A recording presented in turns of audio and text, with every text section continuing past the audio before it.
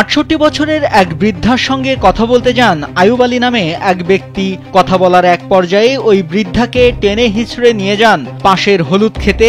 সেখানে ওই বৃদ্ধাকে ধর্ষণ করে আয়ুব আলী, এমন অভিযোগ করেছে ওই বৃদ্ধা।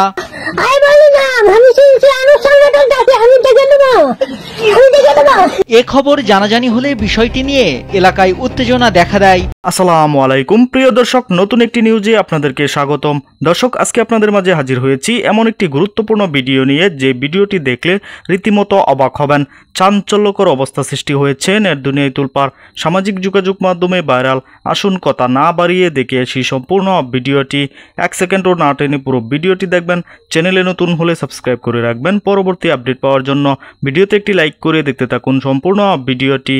ঘটনার 2 দিন পর মঙ্গলবার ওই বৃদ্ধার পুত্রবধূ রাস্তা দিয়ে হেঁটে যাচ্ছিলেন।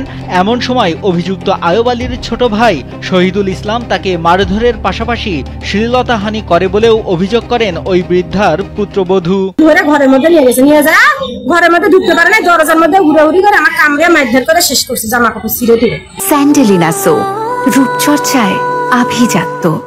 পৃথক দুটি ঘটনার খবর ছড়িয়ে পড়লে এলাকাবাসীর মাঝে চরম ক্ষোভের সৃষ্টি হয়।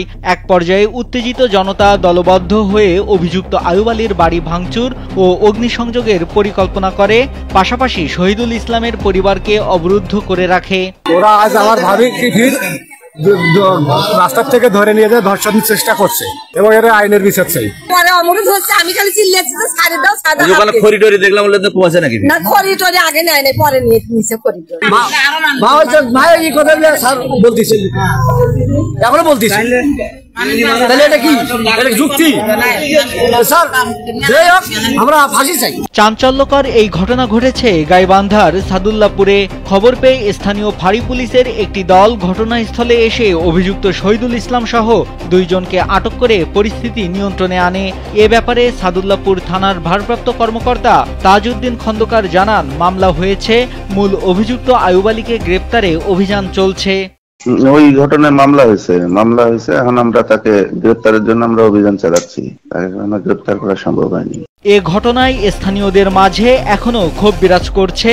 তাদের দাবি, দ্রুত অভিযুক্ত আয়ুব আলীকে গ্রেপ্তার করে আইনের আওতায় আনবে পুলিশ। প্রিয় দর্শক, সম্পূর্ণ ভিডিওটি দেখলেন, অবশ্যই বুঝতে পেরেছেন ভিডিওটি গুরুত্বপূর্ণ ছিল। দর্শক, এই ভিডিওতে যে তথ্যগুলো পেয়েছেন এ বিষয়ে আপনাদের মূল্যবান মতামত অবশ্যই কমেন্টে জানাবেন এবং পরবর্তী আপডেট ভিডিওগুলো সবার আগে পেতে চ্যানেলটিকে এখনই সাবস্ক্রাইব করে রাখুন।